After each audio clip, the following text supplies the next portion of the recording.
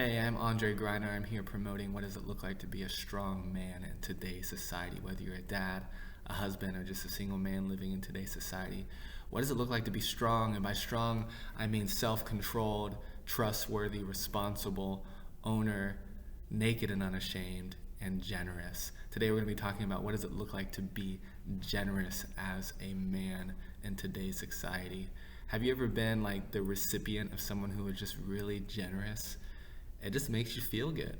It just makes you kind of feel off guard, vulnerable, super appreciative. It can really change the inner workings of your heart when someone's really generous. I remember the first time I felt like someone was really generous to me. Well, I mean, maybe there are other times too, but I'm sure there are other times. But this was one of the times I remember really well. I was at a restaurant with a bunch of guys, and there was I feel like there was 10 to 15 of us at this like Hispanic restaurant, and one of the guys there at the end of the meal just said, "Hey, I'm picking up the tab for everybody," and he paid for everybody's meal.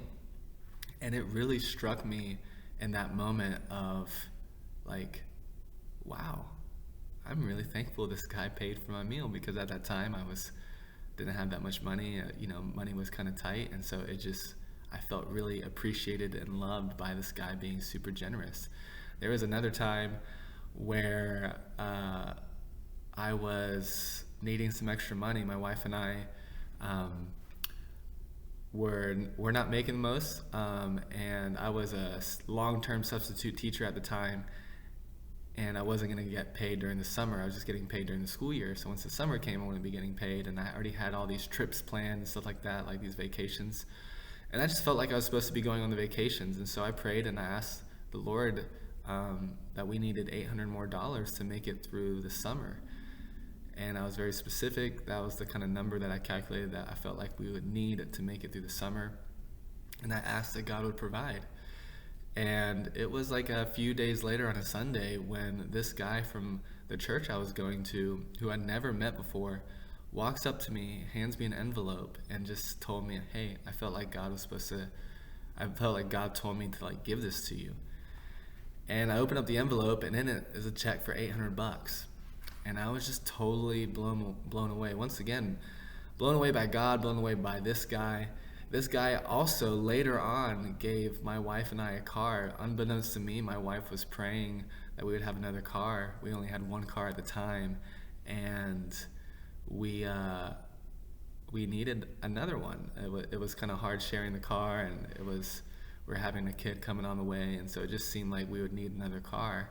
And so my wife was praying for another car. We didn't have the finances to buy another car, and same guy who gave us $800 just felt like he was supposed to give us a car, and so he purchased a car for us. He spent $13,000 and bought us a car and delivered it to me on my birthday. Totally surprised, was not expecting it.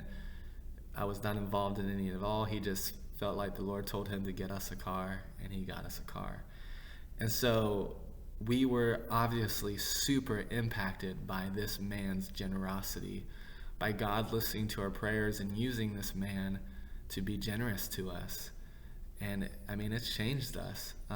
We've had so many different situations where people have given us money or cars, and we've been able to turn around and do the same thing for other people. And it's such a powerful thing when you see people's lives affected just by a simple act of generosity. And it doesn't have to be much. Sometimes it's just spending time with somebody, the generosity of taking time to be with somebody. Sometimes it's getting somebody a meal. Sometimes it doesn't have to cost that much, right? But sometimes it does cost us a lot, you know? So here's a few scriptures that just kind of promote generosity, because I think today in our day and culture and stuff like that, we have this idea that we're to only be generous to people who are worthy of being generous, right? Only be generous to people who are going to use your generosity for good. And I'm not saying that's necessarily a wrong thing. I think it's important to be wise about generosity and what you give. But I also think there's a beauty in being almost foolish about how you give and what you give, because God gave us everything, And we don't always treat his generosity with honor and respect and responsibility. Sometimes we squander his generosity, but yet he still is generous to us. He still gives and gives and gives.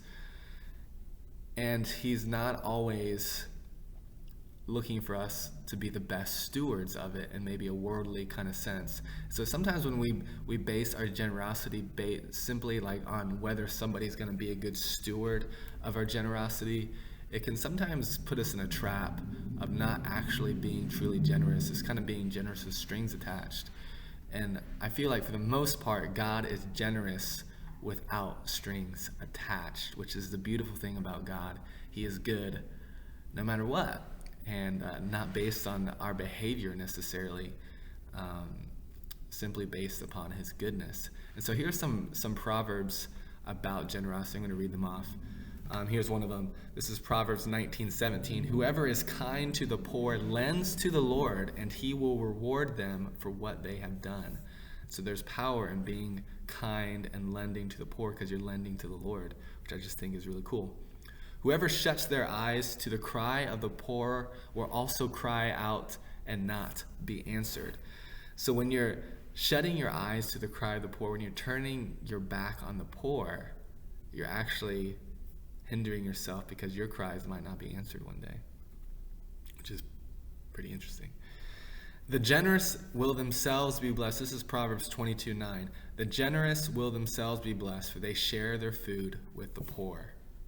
Proverbs 28:27. Those who give to the poor will lack nothing, but those who close their eyes to them will receive many curses. And so when you give to the poor, you will lack nothing. I mean, that's, it doesn't get any better than that. The reality of giving to the poor, you'll lack nothing. And my wife and I have experienced this personally. We have not always been very wealthy. In the beginning, we only had $500 a month. We only made $500 a month when we first got married, but we felt like we were supposed to be generous. And so we tried to live a life of generosity. And in doing that, I can tell you guys that we have never lacked in anything. I'm looking over the 11 years we've been married, and we have not lacked in one thing. He has always provided everything we needed, and many times just abundant, like just way more than we could ever ask or imagine. And not just material things, but emotional wealth too, which I think is very important. And so the idea of being generous is so powerful. And I think as men in our society today, men sometimes are seen as being stingy and greedy and kind of like misers and kind of Scroogey with our money, right? Kind of, just full of greed and want more, and are not the best at giving. And my wife and her family have really taught me just the power of giving and giving good things, not just kind of giving stingily, but how can we give a good gift? How can we really bless this person? And through it, we have been blessed time and time and time again. I'm not saying that if you bless others, God will bless you. I'm not saying it's a direct equation, but it is almost a direct equation. I mean, when you read the scriptures, there's other scriptures, where Jesus talks about if you sow sparingly, you're going to reap sparingly. But if you sow bountifully, then you're going to reap bountifully.